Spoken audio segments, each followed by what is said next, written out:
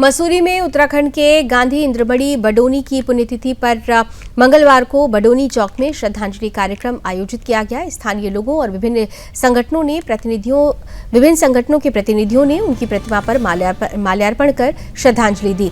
इस दौरान इंद्रमणि बडोनी अमर रही के नारों के साथ उनके संघर्ष और योगदान को याद किया गया। इंद्रमणि बडोनी विकास मंच के महामंत्री प्रदीप भंडारी ने कहा कि बडोनी ने अलग उत्तराखंड राज्य के साथ पहाड़ की संस्कृति, पहचान और स्थानीय हितों के लिए जीवन भर संघर्ष किया। उन्होंने सरकार से मांग की कि बडोनी के जीवन और विचारों पर आधारित पाठ्यक्रम विद्यालयों में शामिल किया जाए ताकि नई पीढ़ी उनके संघर्ष और योगदान से परिचित हो सके।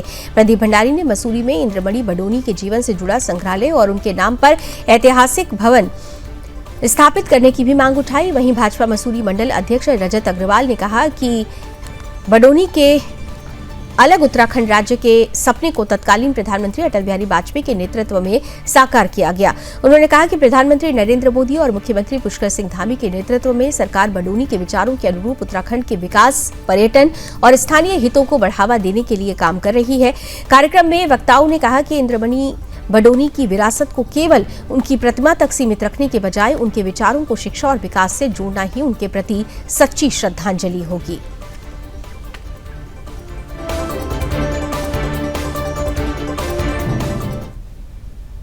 पर्वतीय गांधी के रूप में विख्यात इंद्रमणि बडोनी जी की 27वीं पुण्यतिथि है और हमने आज यहाँ पर हमेशा की तरह जो है उन्हें याद किया है। पूरी मसूरी ने उनको याद किया है, यहाँ पर उनको श्रद्धांजलि दी गई है।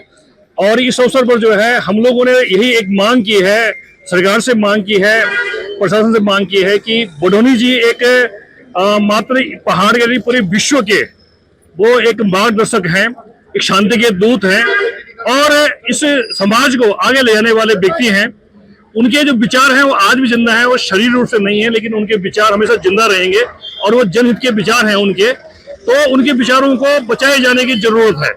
यदि उनके विचारों को स्कूली पाठ्यक्रम में शामिल किया जाता है और उनके नाम पे संग्रहालय बनते हैं, जगह जगह संग्रहालय बनते हैं, तो जो हमारे आने वाली पीढ़ी है वो एक गांधीवादी की परिभाषा को समझ पाएगी, एक शांति के मार्ग की परिभाषा को समझ पाएगी, कैसे जनता के विकास के कार्य किया जाए इस बात को समझ पाएगी।